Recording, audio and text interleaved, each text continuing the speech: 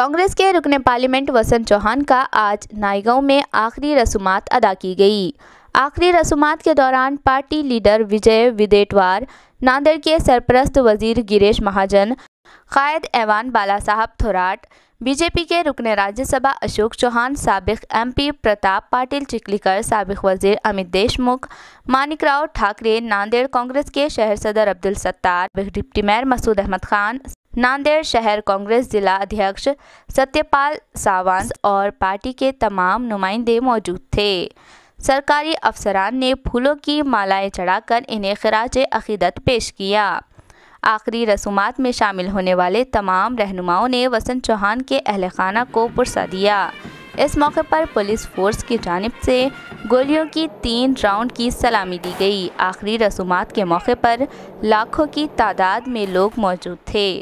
Party कारकुनों में गम और सदमे का माहौल देखा गया।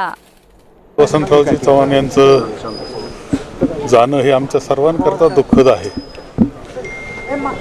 आमचे तर ते मित्र होते विधान परिषदेत आल्यापासून, तर अनेक वर्ष विधानसभेमध्ये ते आले एक अत्यंत जिव्हाळ्याचा मित्र म्हणून आमचे होतेच, परंतु त्यांनी काँग्रेस पक्ष सांभाळण्याचं काम जे केलेलं होतं आणि त्यामधून त्यांना खासदारकी सुद्धा या जनतेनं बहाल केलेली होती। खरं जे आम्ही मध्यंतरी एका कार्यक्रमासाठी, पक्षाच्या कार्यक्रमासाठी आलो होतो, आढावा बैठकीसाठी आलो होतो, त्याची तयारी सुद्धा त्यांनी पुढाकार घेऊन केली होती आणि भाषण सुद्धा खूप चांगल्या पद्धतीने केलं होतं। त्यांचं जाणं आमच्या सर्वांसाठी, काँग्रेस पक्षासाठी, त्यांच्या कुटुंबियाकरता आणि या जनतेकरता सुद्धा अत्यंत दुःखद आहे। एक मोठी पोकळी निर्माण करणारं झालेलं आहे। सरपंचकीपासून तर खासदारकीपर्यंत पोहोचलेला आणि आपल्या घराण्याची परंपरा समर्थपणे पुढे नेणारं आणि त्यामधून जनतेची सेवा करणारं व्यक्तिमत्व, नेता आमच्यातून गेलेला आहे।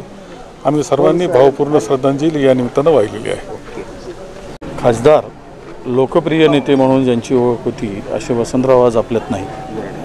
त्यांच्या अंत्येष्टीला आलेला हा लाखोचा, हजारोचा जनसमुदाय, एक शांत, संयमी, मृदुभाषी असलेला हा नेता अत्यंत जनतेमध्ये लोकप्रिय होता।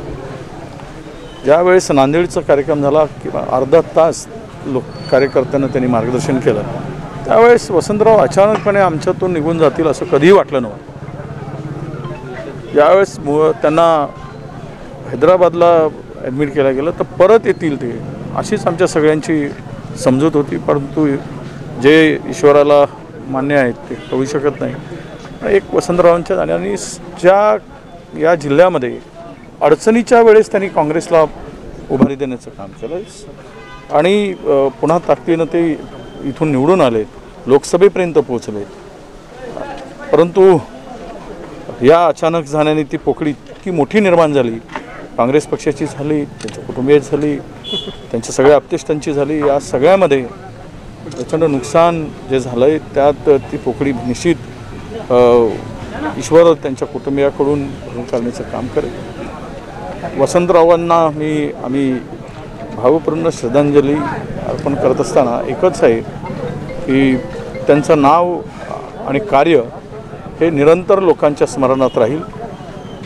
हा विश्वास आम्हाला आहे। आम्ही भावपूर्ण श्रद्धांजली अर्पण। आज नायगाव येथे हजारोच्या जनसमुदाय आज त्यांच्या अंतिम दर्शनासाठी आज नायगाव इथं आज खचाखच भरला होता। आपण पाहू शकतो सर, काय सांगाल की आज वसंतराव चव्हाण साहेब जसा माणूस आपल्यातून निघून गेला आहे? आज आपले सगळ्याचे लाडके खासदार वसंतराव चव्हाण साहेबांचं दुःखद निधन झालेलं आहे। त्यानिमित्तानं लाखो लोकांचा जनसाहेब उपस्थित झालेला आहे। वसंतराव साहेबांसोबत जिल्हा मध्यवर्ती बँकेत काम करण्याचा योग मलासुद्धा आला। मी राजेश पावडे आणि साहेबांचं मनमिळावू स्वभाव आणि सर्व समाजातील लोकांना सोबत घेऊन जायचा स्वभाव हा इतका चांगला होता आणि त्याचंच प्रतिबिंब एक आहे की साहेब आज आपल्यातून निघून गेलेत, असो त्यांच्या आत्म्यात शांती लाभो। त्यांच्या परिवाराच्या दुःखामध्ये पावडे परिवार, राजेश पावडे परिवार, आमचा पूर्ण पावडे परिवार सहभागी राहील आणि साहेबाच्या आत्म्यात शांती लाभो हीच ईश्वरचरणी प्रार्थना करतो।